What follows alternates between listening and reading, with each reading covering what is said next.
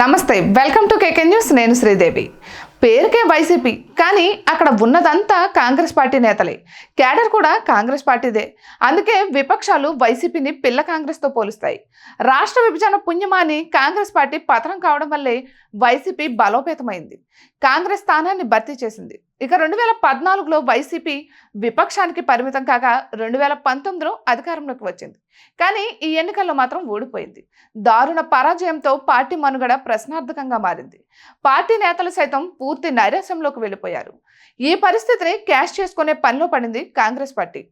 వైసీపీలో సీనియర్ నేతలను కాంగ్రెస్ పార్టీలో చేర్చుకునేందుకు రంగం సిద్ధం చేసింది. 2019 ఎన్నికల్లో అంతులేని విజయంతో దేశం నెవ్వెరపోయేలా అందరినీ ఆకట్టుకుంది వైసీపీ. కానీ 2024 ఎన్నికల్లో ఓటమితో జాతీయ స్థాయిలో వైసీపీ చర్చకు కారణమైంది. అయితే వైసీపీ ఓడిపోయినా 40% ఓటు సాధించింది. అందుకే వైసీపీని తన వైపు తిప్పుకునేలా కాంగ్రెస్ పార్టీ ప్రయత్నిస్తోంది. అందులో భాగంగా కాంగ్రెస్ అగ్రనేత రాహుల్ గాంధీ రంగంలోకి దిగారు. నేరుగా వైసీపీ సీనియర్లకు ఫోన్ చేసి కాంగ్రెస్లో చేరాలని కోరుతున్నట్లు తెలుస్తోంది. దీనిపై పెద్ద ఎత్తున చర్చ కూడా నడుస్తోంది. ఇక వైసీపీ సీనియర్ నేతలు సానుకూలత వ్యక్తం చేస్తున్నట్లు సమాచారం. వైసీపీలో సీనియర్లుగా ఉన్న బొత్స సత్యనారాయణ, ధర్మాన ప్రసాదరావు, పెద్దిరెడ్డి రామచంద్రారెడ్డి, పినిపే విశ్వరూపం వంటి వారు కాంగ్రెస్ పార్టీలో ఒక వెలుగు వెలిగారు. బొత్స, ధర్మాన లాంటి వారు తప్పనిసరి పరిస్థితుల్లో వైసీపీలో పనిచేయాల్సి వచ్చింది. వీరంతా దివంగత రాజశేఖర రెడ్డి సమకాలికులు. జగన్ నుంచి ఆశించిన స్థాయిలో వీరికి గౌరవం లేదు. అలాగని ప్రత్యామ్నాయ రాజకీయ వేదిక వీరికి కనిపించలేదు. కాంగ్రెస్ పార్టీ మనుగడ లేకపోవడంతో అనివార్య పరిస్థితుల్లో వైసీపీలో చేరారు. ఇప్పుడు వైసీపీ పత్రమంచున ఉండడంతో వీరు కాంగ్రెస్ వైపు మొగ్గు చూపుతున్నారు. అందుకే రాహుల్ గాంధీ ఫోన్లో మాట్లాడడంతో మెత్తబడినట్లు ప్రచారం సాగుతోంది.